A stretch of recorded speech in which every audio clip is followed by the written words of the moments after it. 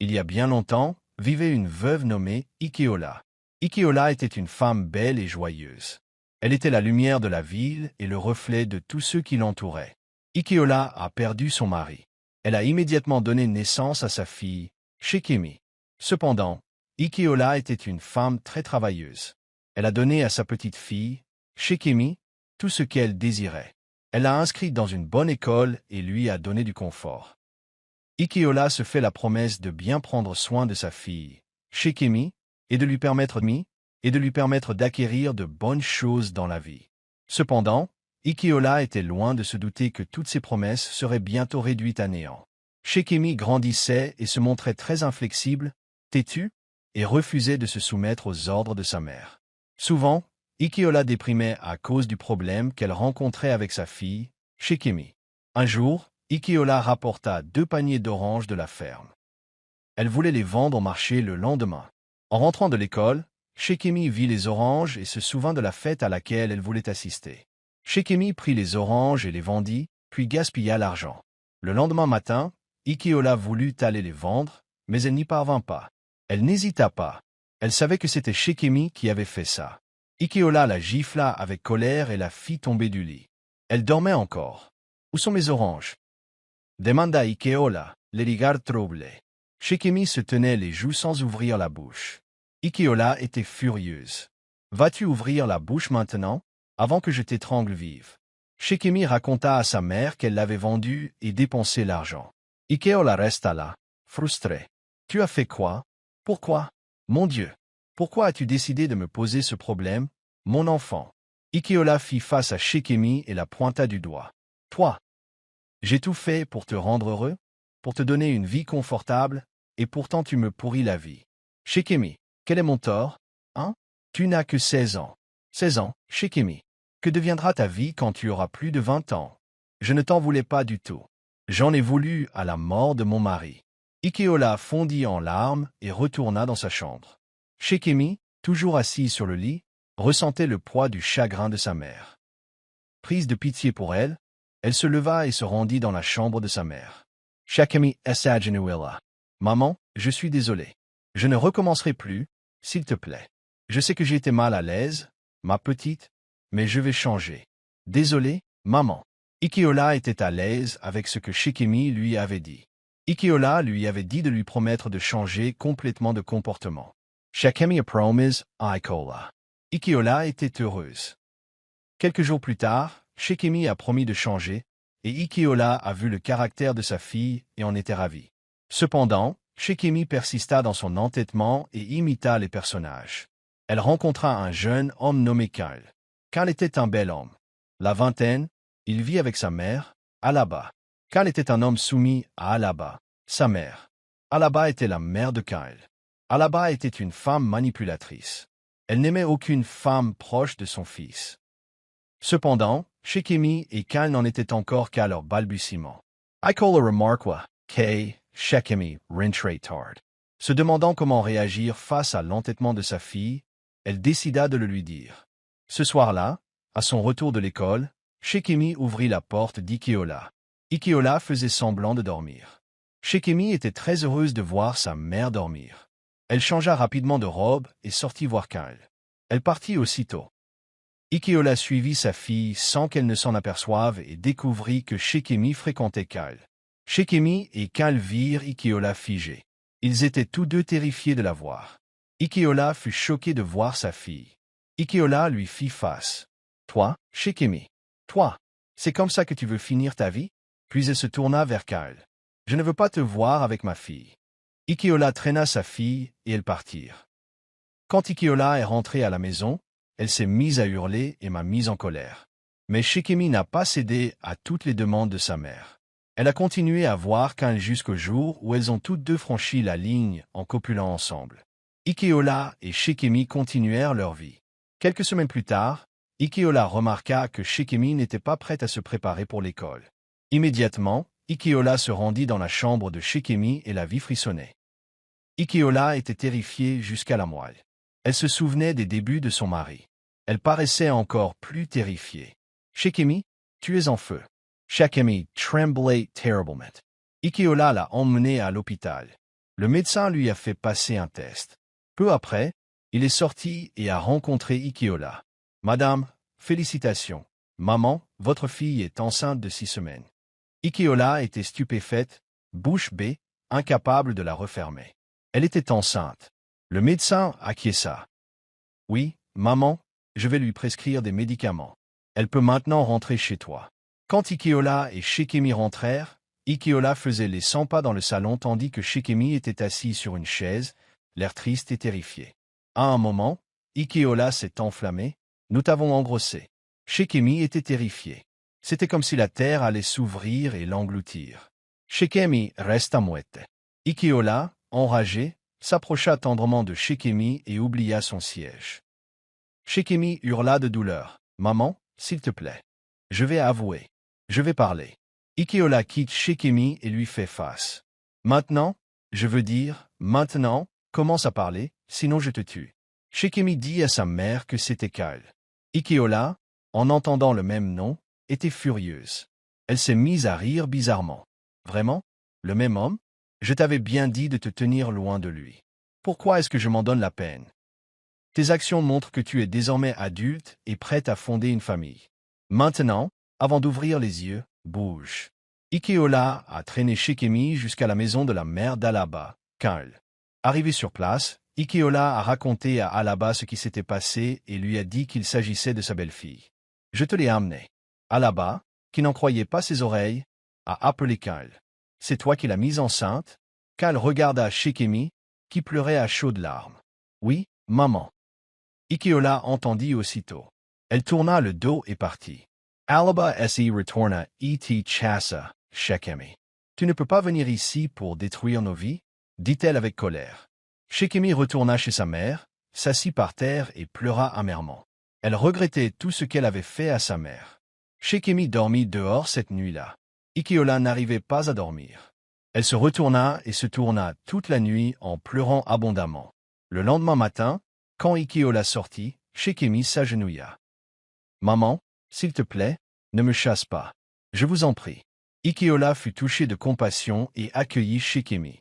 Cependant, Kyle et sa mère, Alaba, parlèrent de la situation. « Maman, s'il te plaît, Shikemi porte mon enfant, et c'est ma responsabilité. » Alaba cria à Kyle. « Je ne peux accepter cette fille que si vous restez tous les deux sous mon toit. » Kyle, sans hésiter, accepta la proposition de sa mère. Kyle et Alaba se rendirent chez Ikiola. En les voyant tous les deux, Ikiola se sentit mal à l'aise. Mais que pouvait-elle faire alors que sa fille portait leur enfant? Ikiola les accueillit. Kyle et Alaba supplièrent Ikiola de libérer Shikemi pour eux. Mais Ikiola leur répondit qu'il devait la laisser rester en attendant. Qu'elle emménagerait avec eux dès qu'elle aurait accouché. Kyle et Alaba acceptèrent et partirent. Au bout de 9 mois, Shikemi a accouché de son petit garçon. Shikemi et Kyle ont appelé leur fils Olawal. Shikemi a emménagé chez la mère de Kyle. Au bout de quelques semaines, Alaba a commencé à se comporter envers elle de manière déplacée. Shikemi cuisine, lave et nettoie toute la maison. Elle est utilisée comme esclave. Alaba lui crie dessus à la moindre occasion. Kyle, qui était le mari, ne dit rien. Il rejoint sa mère et crie sur Shikemi. Un matin, Shikemi a demandé à son mari de lui donner de l'argent pour la nourriture d'Olawal. Kyle lui a dit « Va voir ma mère. Le salaire qu'ils m'ont versé hier, je l'ai donné à ma mère. » Shikemi resta figé, mais continua malgré tout et demanda à Alaba. Alaba réagit avec colère. « Qu'est-ce que tu viens de me demander? Es-tu fou? M'as-tu donné de l'argent? Ou tu ne veux plus que mon fils s'occupe de moi? Ne me demande jamais ça. » Elle dit avec colère et se détendit. Alaba était sur le point d'entrer dans une pièce. Elle se sentait insatisfaite. Après avoir répondu à Shikemi, elle retourna dans la chambre de Shikemi et Kyle. « Toi, Shikemi, ou peu importe comment tu te nommes, je ne suis pas la cause de ton problème. Tu es un bon à rien. Tu ouvres grand les jambes sans honte, dit Shikemi à Alaba. Mais maman, tu as dit que tu n'en avais pas. Ça ne me fâchait pas. » Puis elle fit face à Kyle. « Tu refuses de me laisser partir pour que je puisse m'occuper de mon fils. » En entendant cela, Kyle se filma et donna une sale gifle à Shikemi. « Ne parle jamais de cette façon à ma mère. » Alaba sourit. « Je t'ai entendu? Tu veux partir à pied? De quelle maison?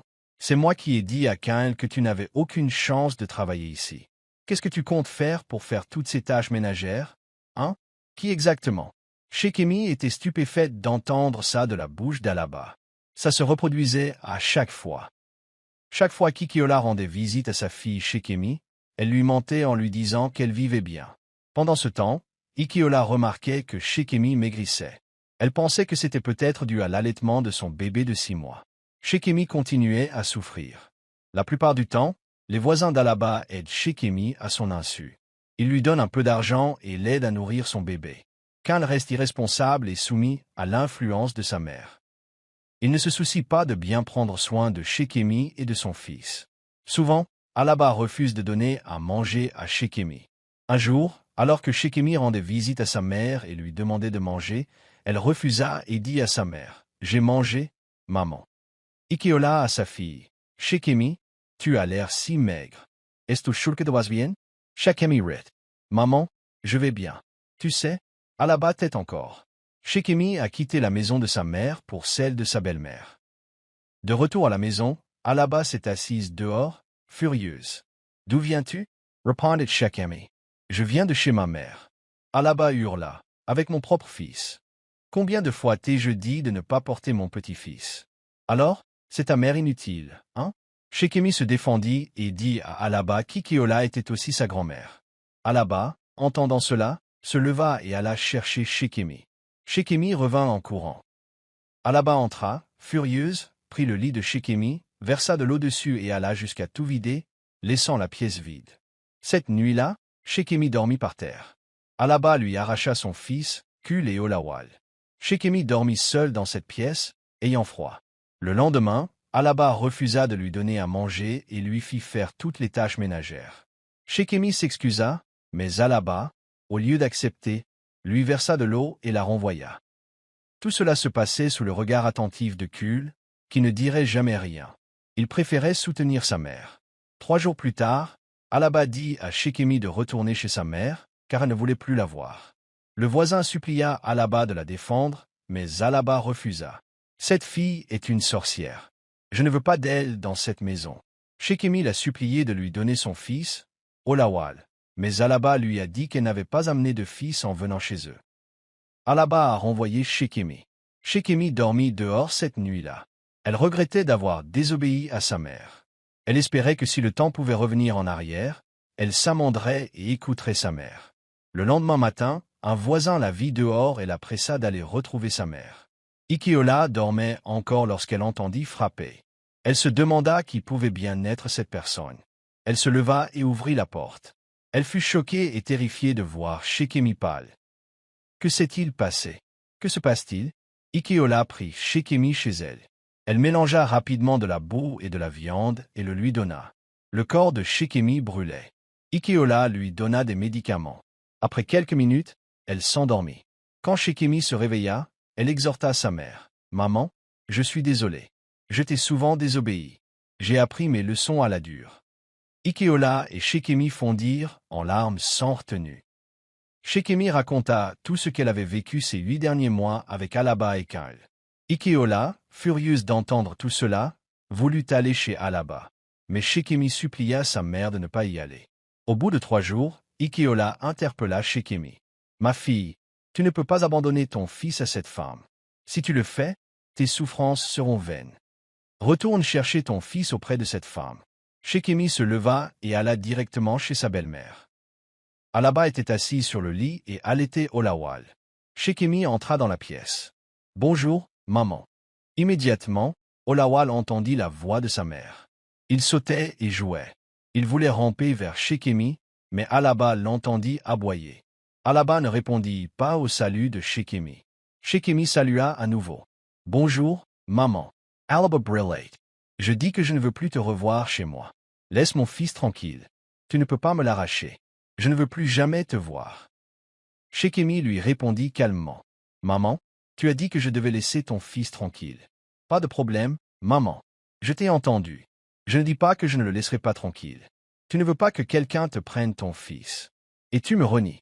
Je le dis à mon propre fils. Mais man, SILTE plate. Je ne suis pas là pour me battre. Donne-moi juste mon fils. Je partirai et ne reviendrai jamais. » Alaba entendit cela, devint furieux, se leva et s'avança vers Shekemi. « Tu me réponds? Tu as maintenant des ailes. » Immédiatement, elle a giflé Shekemi et a commencé à la frapper. Elle l'a traîné hors de la propriété. Kul a rejoint sa mère sur place, frappant Shekemi, tandis qu'Alaba hurlait et la frappait. « Tu m'as traité de sorcière. » Kul, entendant ce que sa mère disait, t'a traité de sorcière, et tu l'as bien battue. Elle a retenu la leçon. Des voisins ont tenté d'arrêter Alaba, mais elle a refusé. L'un d'eux, furieux, a décidé d'appeler la police. Shekemi s'est évanoui. Ils l'ont emmené d'urgence à l'hôpital. La police a arrêté Alaba et Kul. Ikeola a été informée. Elle se précipita chez Alaba. Elle vit Olawal pleurer seule dans la maison. Elle le prie. Ils lui ont tout expliqué. Elle s'est précipitée à l'hôpital.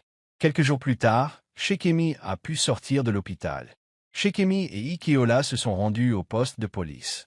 Les policiers ont demandé à Alaba et à son fils de rester loin de Shekemi. Olawal a été confié à Shekemi. Ikeola renvoya Shekemi à l'école et prit bien soin d'Olawal. Shekemi obtint son diplôme avec de bonnes notes et un emploi bien rémunéré. Elle emménagea ensuite avec sa mère, à Olawal, en ville.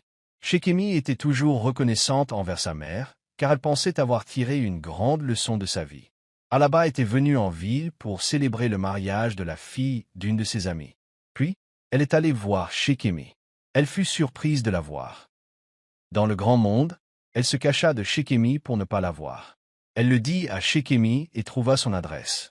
De retour à Ijon, Alaba expliqua à son fils comment elle avait vu Shekemi. « Kul, Shekemi, ta femme est devenue une femme importante. Si tu la vois, elle a de l'argent. » Kul ouvrit la bouche, l'air choqué. « Vraiment, maman? Waouh !» Alaba dit à Kul qu'il devrait aller s'excuser. Pour l'instant, elle a un fils pour lui. « Mon fils, elle te pardonnera. Ne t'inquiète pas. Tu sais, nous, les femmes, nous avons le cœur tendre. De plus, elle est riche maintenant. » Kul se tourna vers sa mère. « Maman, es-tu sûre qu'elle me pardonnera? Es-tu sûre qu'elle m'acceptera? » Elle rit. « Elle viendra. Ne t'inquiète pas. J'irai avec toi. » 2 jours plus tard, Alaba et Kul se rendirent en ville. Ikeola était dans la chambre.